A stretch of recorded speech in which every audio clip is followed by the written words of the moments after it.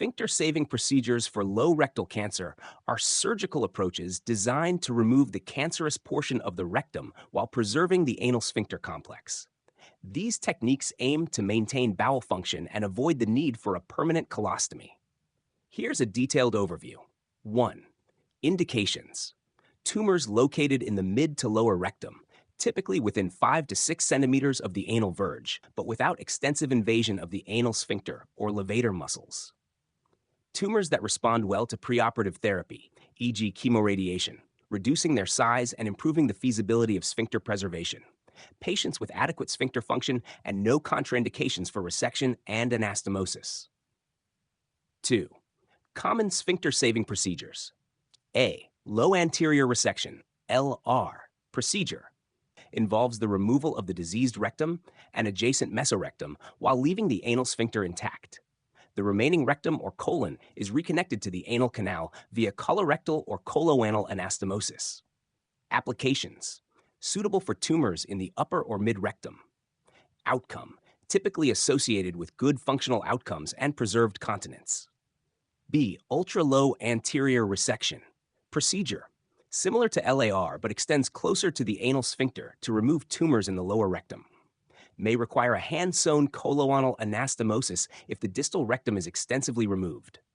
Applications. For low rectal cancers that are close to the sphincter but not invading it.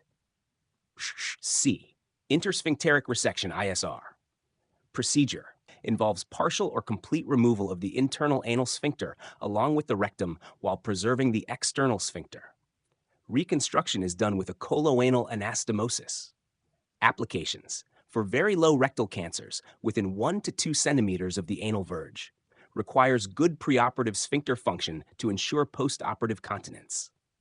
3. Preoperative optimization. Neoadjuvant therapy. Chemoradiation is often used to downstage tumors, shrink their size, and increase the chances of sphincter preservation. Imaging. MRI of the pelvis or endorectal ultrasound to assess tumor size, depth of invasion, and relationship with the sphincter and mesorectal fascia.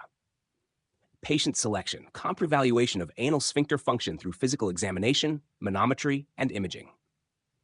4. Surgical considerations. Total mesorectal excision. A critical component of rectal cancer surgery to ensure complete removal of mesorectal tissue and achieve clear margins.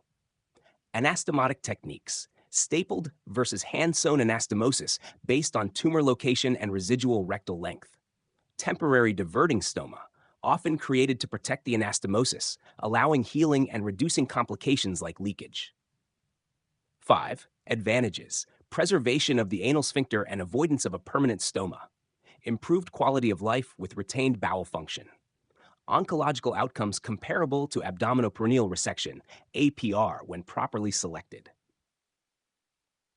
6. Challenges and complications. Challenges. Balancing oncological safety with functional preservation. Achieving clear surgical margins while preserving the sphincter. Complications. Anastomotic leakage. Bowel dysfunction, such as increased frequency, urgency, or incontinence, collectively termed low anterior resection syndrome, or LARS. Strictures or infections at the anastomosis site. 7. Postoperative management. Functional rehabilitation. Biofeedback therapy for sphincter strengthening and improved bowel control. Stoma reversal, performed after ensuring anastomotic healing, typically 3 to 6 months post-surgery. Follow-up. Regular surveillance with colonoscopy, imaging, and carcinoembryonic antigen, CEA levels. Conclusion. Sphincter-saving procedures for low rectal cancer require meticulous planning, advanced surgical techniques, and consideration of patient-specific factors. When performed appropriately, they offer an effective alternative to APR with preserved function and comparable oncological outcomes.